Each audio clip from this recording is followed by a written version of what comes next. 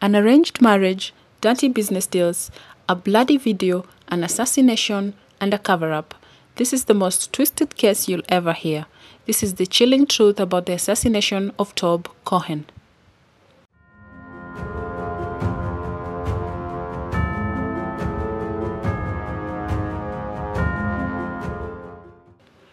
Hello and welcome to the Ira Faith channel, where I post true crime stories every week. Today's story is a long twisted tale of conspiracy, murder and mystery, where I'm going to give you all the sides of the story. I welcome all your comments and opinions on what you think really happened to Tob Cohen.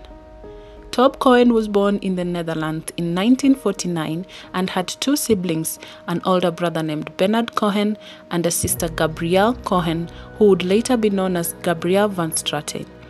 Cohen had a normal childhood and pursued his studies to the university level. In 1987, at 38 years old, Cohen immigrated to Kenya after securing employment as the CEO of Philips East Africa Electronics. He later went into business for himself, launching a successful tours and travel company, calling it Tob's Kenya Golf Safaris Limited, that specialized in golf safari trips. Cohen soon grew in popularity and became a celebrated golf tournament organizer and a member and club president of the Muthaiga Golf Club. In 1992, 5 years after moving to Kenya, Tob Cohen would meet 23-year-old Sara Wairimu Kamotho during an interview for a position as his personal assistant. Sara was driven, ambitious, and beautiful, and Cohen noticed this right away. She fit the job description perfectly, and she was soon hired as Cohen's PA. Cohen liked working with Sara and would tell his friends how much he liked her company. Sara was born in 1969 in Othaya, Nyeri County, to humble parents and had a 3-year-old daughter from a previous relationship. Sara moved to Nairobi and secured a job as Cohen's personal assistant. Tob and Sara would soon start dating, moving together in 1998, and on the 7th of June 2000, buy a 500 million shilling mansion at Farasi Lane, Kitisuru in Lower Kabete, a wealthy neighborhood in Nairobi. On May 30, 2007, the couple would formalize their marriage according to Kikuyu customary law.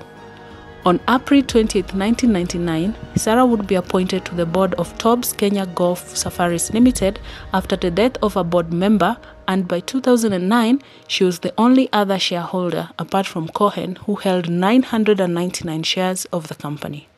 As years passed, Tob's and Sara's marriage became rocky and strained. There were allegations of assault against each other, and Sara accused Cohen of being a womanizer, an alcoholic, a drug abuser, bisexual, and mentally unstable.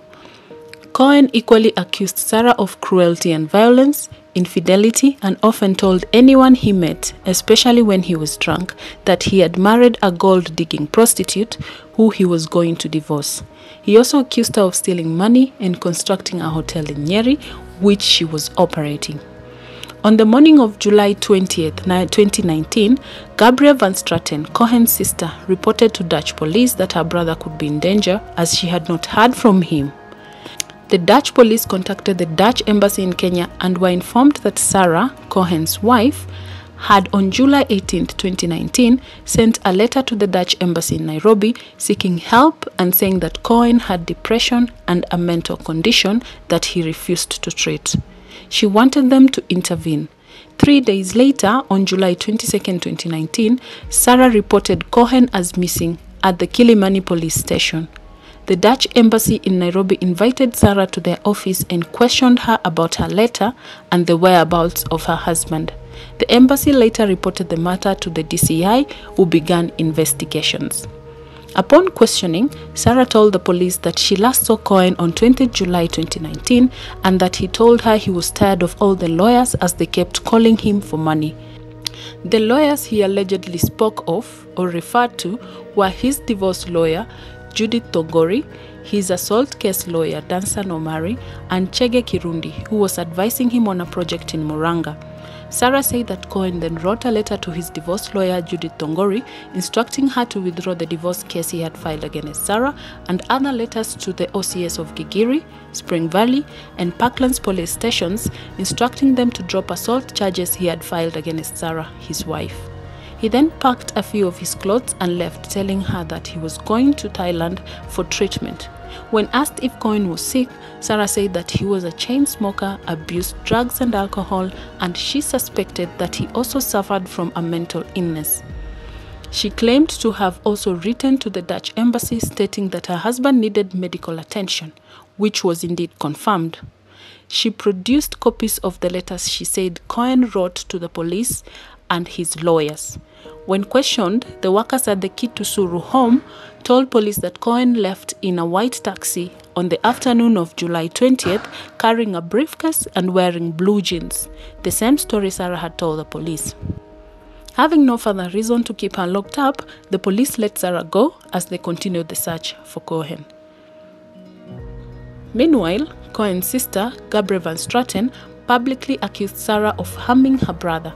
She insisted that Sara was violent against Cohen and stated that Cohen had made numerous police reports against her for assault and shared this video that Cohen had sent her one day after a physical fight with Sara.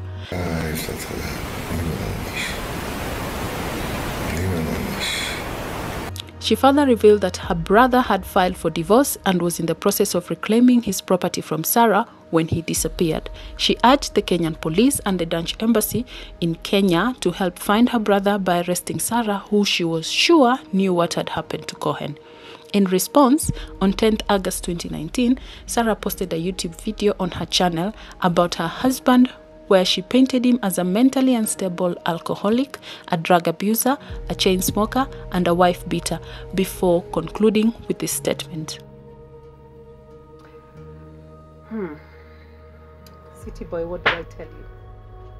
It's been very difficult digesting all that is happening right now.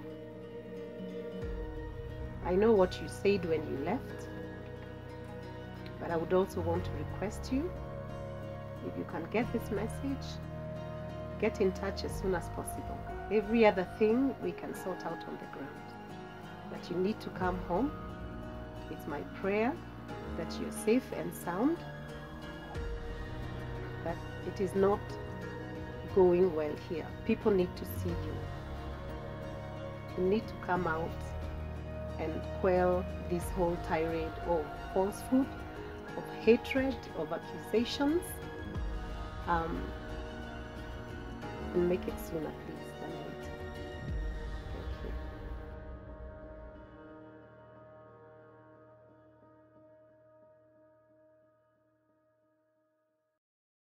As investigations continued, police found that Cohen had written a letter to the Director of Public Prosecutions, Mr. Nurdin Haji, expressing fears for his life 8 days before his disappearance. The letter expressed how his marriage to Sara was broken and that he was being mistreated by his wife. They spoke to the former Gatundu MP, Patrick Muiruri, who told them that on the night he disappeared, Cohen called Muiruri and expressed concern for his life. After consulting the immigration department, the police could not find any evidence of Cohen leaving the country, as Sara has said. The letters Sara had given them alleging to be from Cohen to his lawyers and to the police were also thought to have been forged. DCI officers also discovered that CCTV cameras had been installed at the home after Cohen's disappearance. Police also confirmed that Cohen had filed divorce cause number 35 of 2019 on January 21, 2019 through his lawyer Judith Thongori. He claimed that Sara had been denying him intercourse since 2014. He said that they were sleeping in separate bedrooms and he was preparing his own meals. Cohen also said that Sara was cruel and violent and added that on another occasion, after pushing him off a flight of stairs and while he was lying on the ground, bleeding, Sara came on top of him and started punching and kicking him. Cohen wanted the court to order the OCS of Spring Valley Police Station to evict Sara from their home, pending the determination of the case. Cohen also said that Sara had stolen money from him and secretly constructed a hotel in Nyeri where she was running a business. But in response to these allegations, Sara, in a sworn affidavit, admitted that the marriage had broken down, but said that the breakdown was because of adultery and cruelty on Cohen's part. She said that she also wanted a divorce, as she was always forced to take refuge in her daughter's bedroom when Cohen was excessively intoxicated and abusive. She also added that though they would engage in the act, Cohen always failed to perform, as he was an abuser of drugs and had secretly undergone a procedure that made him weak. She also claimed that Cohen was a womanizer who would come home with makeup on his shirt. She said that on one occasion while she was away, Cohen brought a woman in the house, including their bedroom. When she asked, he responded that this woman was his future wife from Machakos. About the hotel in Nyeri, Sara said that she never had any construction and that in fact it was Cohen who had a secret construction going on in Murang'a, together with advocate Chege Kirundi. She claimed half of the value of their home in Lower Kabete Road, saying that they had been living as man and wife since 1998 and they bought the land and constructed the house together. It was also discovered that in 2015, as their marriage continued to deteriorate, Sara put a caveat on the land in Kitisuru to stop it from being sold. Cohen had attempted to remove the caveat on July 1, 2019, but disappeared before he was successful. Sara and Peter Karanja, the ex-husband of Gilgil MP Martha Wangari, were arrested on 28 August 2019 and questioned on Cohen's disappearance. The police would later tell of a story of a horrific murder committed by the two. They say that on the morning of July 19, 2019, Sara asked her servants to empty an underground water tank at their Kitisuru home. She later called Peter Njoroge Karanja, who was alleged to be her lover, and asked him to come to Nairobi to discuss some business. Karanja drove from Gilgil in his Subaru KCF 365T, and using the phone tracking technology, police found that he called and picked another man in Naivasha, and the two drove to Nairobi together. At around 10 a.m., after a series of phone calls to Sara which were tracked, the three converged at a well-known restaurant in Westland for breakfast. The bill was paid by Sara as she left in a hurry. And at around 2:30 p.m., Karanja was captured by road cameras driving towards Naivasha through Wayaki Way. In the meantime, Cohen had gone to the Parklands police station to follow up on the investigation into assault charges he was pressing against Sara. Cohen came back home with police to arrest Sara, but she locked herself in the bedroom and called officers from Spring Valley police station, telling them that her home had been raided by gangsters. But by the time the police from Spring Valley had arrived, the Parklands police had left after being instructed by their boss that both Cohen and Sara should be taken to court that coming Monday on July 22, 2019, since each had a P3 form and an assault complaint against the other. Sara later called Karanja and asked him to come back, which he did, and arrived at Cohen's house at around 4 p.m. Karanja told police that Cohen was very angry that the police had not arrested Sara, so he entered his Mercedes-Benz KAD 858S and drove to Muthaiga Golf Club. Karanja then left for Naivasha, and at around 8 p.m. he dropped his friend at a hotel for the night. Sara then called Karanja back to Nairobi, telling him it was urgent. He arrived at Cohen's house at 11:15 p.m., went into the house through the kitchen door, and sat with Sara in the TV room, drinking tea and talking business, waiting for Cohen to return.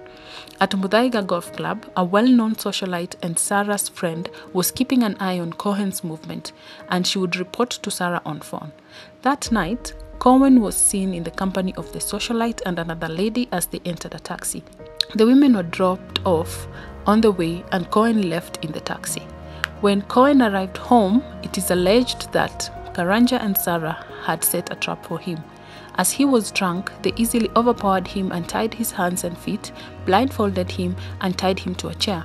Cohen was tortured, his left leg dislocated, his hands broken, strangled, and his skull smashed. The two then wrapped the body in a plastic bag and dumped it inside the underground water tank that Sara had emptied earlier that day. It is alleged that early the next morning, Sara sent 10,000 shillings to Karanja's phone as he left Nairobi to Naivasha. The police said that Karanja had denied spending the night at Cohen's house, but his phone's location showed that he was at Cohen's house the entire night, and Sara sent him the money when they were together. The police also said that they had found a WhatsApp communication on the evening of July 20, 2019, where Sara had asked Karanja if his hand was improving, to which he had responded and said yes, it was, indicating that Karanja had been hurt at some point. On August 3rd, 2019, Sara allegedly texted Karanja and told him to switch off his 2 phones as police were tracking him. On 13 September 2019, the police pulled Cohen's body from the underground water tank at his Kitusuru home. They indicated that he had been killed at his home and dumped there. In Sara's defense, Sara maintained her own innocence and said that she was only arrested after police asked her for the title deed of her house, which she refused to give as it had nothing to do with Cohen's disappearance. Her lawyer, Philip Murgor, told media that 2 days before the discovery of Cohen's body, Sara and her defense team had accompanied the police to her house to conduct a search and take samples as required under the law. He said that the police decided not to search the garden and indicated that they would do so the next day. That evening, it is said that the detectives took the house keys and gate keys from Sara's employees and warned Sara's watchman and his son, who lived in the servants' quarters, telling them not to come outside no matter what they had that night. The next day, instead of completing the search as had been agreed, the police charged Sara with murder, meaning that her lawyers were in court with her and did not visit the house. Later that day, when Murgo and his team called Sara's watchman, he told them that the detectives were at the home searching the garden, just before his phone was snatched by a policeman. According to the law, for a legal search to be conducted, the defense team and the accused person must be present during the search. Detectives had not informed Murgo and his team that they intended to conduct the search, but had intentionally charged Sara that day in order to keep her defense lawyer in court with her and away from the home as they conducted the search. Philip Murgo said that when they rushed to the home, they found detectives at a corner of the garden holding crowbars and standing over a fresh block of cement covering the underground water tank. After removing the block of cement, which was easy to do as it was still fresh, detectives retrieved Cohen's body from the underground water tank. An examination of the body revealed that it was still fresh and not decomposed, which was surprising as Cohen had been missing for 55 days since July 20th, and the body was expected to have started decomposing. The body was also professionally tied up, indicating that the murder may have been committed by professionals. Also, on that day, 13th of September 2019, when Cohen's body was found, Sara had been in remand for 16 days after being arrested on 28 August 2019.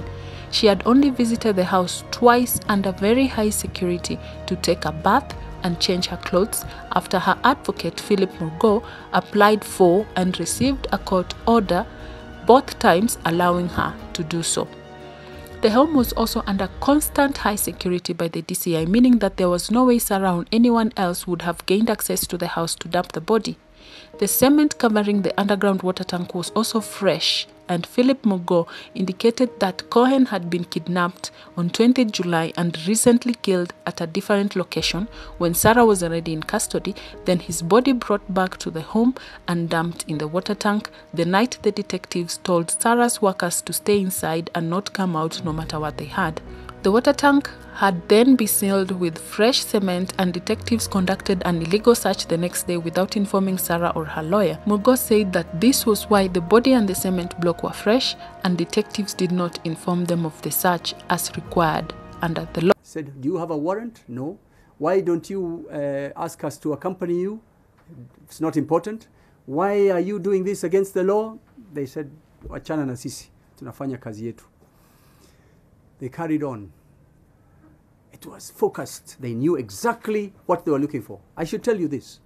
If Sara was not there, another person who was showing them the place, I've seen the name of a mystery man. That mystery man should have been the one saying, this is where it is, or some other person. There was only police officers who knew what they were looking for. And Mumo said to me, this is intelligence-based work. I said, okay, but it's still illegal. Finally, the slab was cleared. There were 3 piles of new concrete. Concrete is kokoto and cement mixed. And it was quite fresh. Fresh. Sara has been in custody 17 days.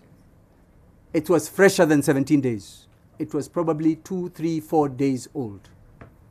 That cement. DCI Kinoti and his team also refused to reveal how they knew that Cohen's body was in the water tank. This is a picture of the underground water tank where Cohen's body was found. Do you see the difference between the cement block covering the water tank and the tank itself? The cement block cover is fresh and clean, while the underground water tank itself is old and dirty. When asked about the fresh cement and if Cohen could have been murdered elsewhere and his body dumped at his home, Kinoti said the following. We have seen the pictures from inside just before you dug where he was buried. Yes. And it looked like the cement looked really fresh, like really wet. And he has been missing for 60 days. So presumably, if he was murdered 60 days ago, the cement and the pictures we have seen could not be as fresh as we have seen it. Are you looking at possibility that probably he was murdered elsewhere and just the body brought here for preservation? Let's reserve most of those things, Okay. because I will not say yes or no, because this, first of all, remember this is a matter which is in court. Okay. Kindly, please, spare me. It is important to note that he had been talking to the media concerning this case since 20 July 2019 when Cohen was reported missing, not caring whether it was still under investigation or in court. He always loudly implicated Sara and Karanja in the crime. But now that he's asked about the fresh cement block, he refuses to respond, saying that the case was in court. Kinoti also cunningly responded when asked if Sara was present at the scene when the body was recovered as required by the law. He said that the defense team was present, but did not mention Sara. For the details, Was the wife brought here while they were digging from prison because she's been detained for the last 16 days? Was she among them when you were uncovering it? the defense team, all of it was present. Okay. When asked what led them to search the water tank, he responded like this. How did you end up at the septic tank? What led you to the septic tank? It's a complicated criminal kind of dragnet, which I would ask Siri to spare me, because this is the way we do our own things. It is important to note that the detectives later in court said that it was Karanja who had confessed to where they dumped Cohen's body. Karanja refuted these claims, stating that he never said this, and the police have since been unable to explain how they knew where the body was dumped.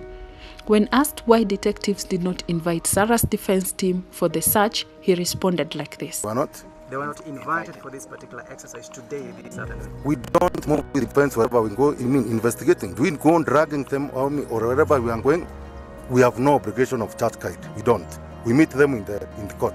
Yes, that way we dispense our kids. Somebody on NTV last night, Mr. Cohen, Kinoti, why did you conduct this search without the defense or without the suspect, Sara? He says, I don't have to. Nobody tells us how to do our work. We'll meet in court. Wrong answer. That's not the right answer. The right answer is, maybe it was an emergency, maybe whatever it was they were trying to recover was going to be washed away by the sea, so they had to grab it. Nothing could have changed. They had secured the scene. They could have brought Sara. They could have brought us. And we could have confirmed that, yes, this was a genuine search and not a frame-up or planting evidence. So do you notice how only the detectives have face masks on? My question is, if the body was decomposing and smelling, why was no one else covering their nose? I had the misfortune of, or the fortune of seeing the body that was retrieved yesterday. The body was not decomposed at all. I have talked to pathologists and they have said to me, after 50 days, the body would not look like that. The body was not bloated and swollen. The body was not stiff. And lastly, the body was wrapped up and tied up with military precision, professionally. You have to be trained to tie up a body in such a manner. There was no odor from the body. There was no smell. I saw my CID friends trying to put on face masks. I said, what are you putting them on for? But there was a big video camera. The police were videoing themselves. Smelling. When Murgo was questioned about the 10,000 shillings paid to Karanja by Sara, he produced a receipt of payment of that amount given to Sara by Karanja. It is explained that Karanja had been an MC at Sara's daughter's wedding on 22nd December 2018 and was to MC Sara's niece's wedding in 2019. The 10,000 shillings was a deposit for his service at Sara's niece's upcoming wedding. One of the investigators was very excited in court on Thursday and said, oh, we now have telephonic evidence and we know she paid somebody called Peter some money. It must have been in connection with this matter. I quickly took instructions. Peter, the mystery man, is a professional MC. And he was the MC at the wedding of Sara's daughter on the 22nd of December 2018. Sara has a niece who is getting married on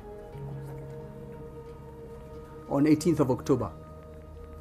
She paid by M-Pesa Peter 10,000 shillings as a deposit so that she could book him for that event. Here is the original receipt. Do the police want it? Do they care? Have they asked for it? Huh? It has always been in the house. What is this game they are playing? Advocate Mugo further stated that the phone location data submitted by the police was fake. On 11th October 2019, Sara was released on a 2 million bond and 4 million and 2 sureties of 2 million each. She had spent 43 days in remand.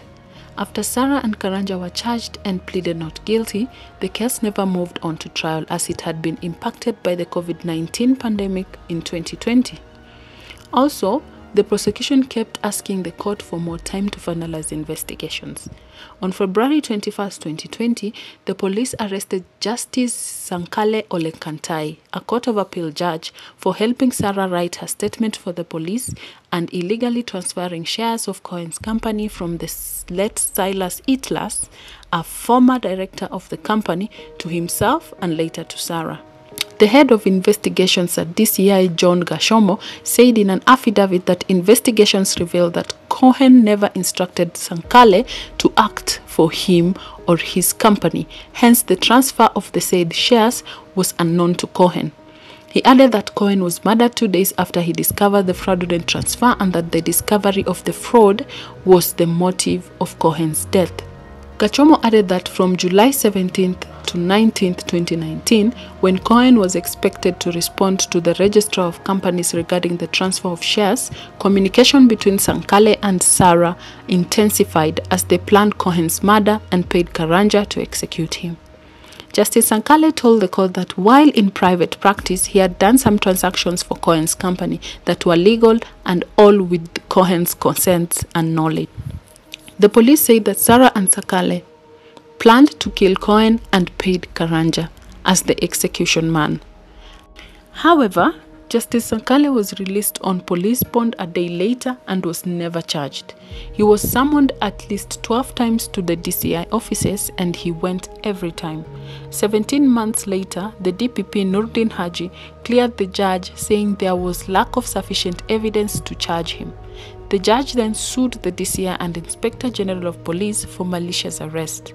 In October of 2022, John Gashomo, the then head of investigations at the DCI, filed an affidavit in court disowning the contents of an affidavit he had signed on 27 September 2021 implicating Justice Sankale and Sara in the murder of Tob Cohen. He told the court that he had been misled and compelled by the DCI boss, George Kinoti, to sign the affidavit. John Gashomo's affidavit was the prosecution's main piece of evidence as it gave a motive for the murder, and the prosecution had built its entire case around this document. On 6th December 2022, 3 years after Sara and Karanja were charged with Cohen's murder, the DPP Nurdin Haji applied to court to have the charges dropped and be allowed to open an inquest to determine who killed Cohen.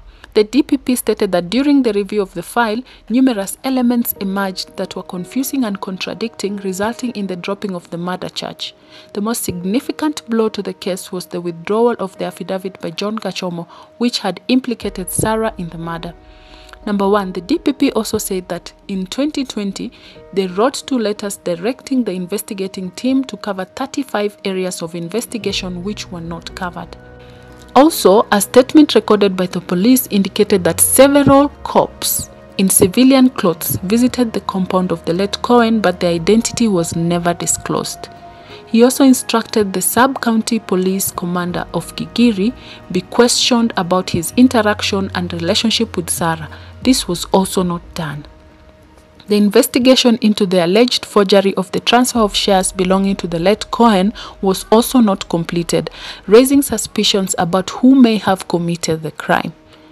And now, their main piece of evidence, the affidavit by John Gashomo, had been disowned by Gashomo himself. The court allowed the DPP to withdraw the case against Sara and Karanja, citing lack of evidence and blaming the DCI for failure to conclude investigations before recommending the murder charges. Haji said he could not secure a conviction if the case was allowed to go for full trial based on the evidence available. The inquiry was filed in the Chief Magistrate's Court in Milimani and will come up on April 29, 2024 for directions on the hearing. So, who killed Tob Cohen? Do you think Sara and Karanja committed the murder? Why didn't the police inform Sara's lawyer of the visit to the house as required under the law?